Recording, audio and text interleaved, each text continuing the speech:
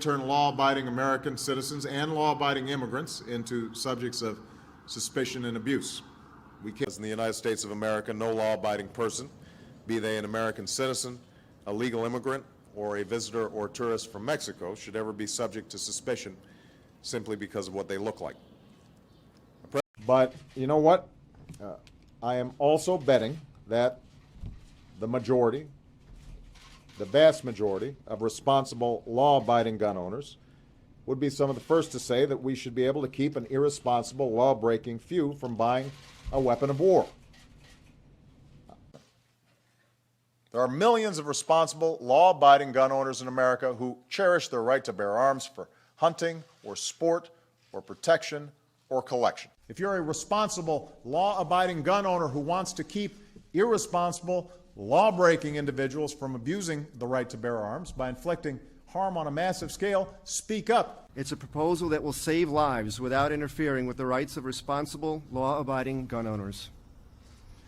I do not accept that we cannot find a common-sense way to preserve our traditions, including our basic Second Amendment freedoms and the rights of law-abiding gun owners, while at the same time reducing the gun violence that unleashes so much mayhem on a regular basis. This is for the peace and stability of the region, and to strengthen this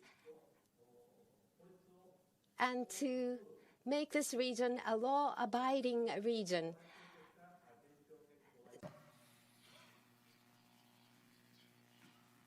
There are millions, billions of people who are poor and are law-abiding and peaceful and tolerant and are trying to advance their lives and the opportunities for their families. But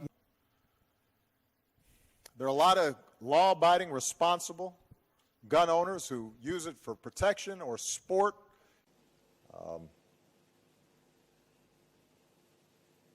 If somebody is a law-abiding citizen who is going about their business and working in a job and obeying the traffic signs and doing all the other things that good citizens are supposed to do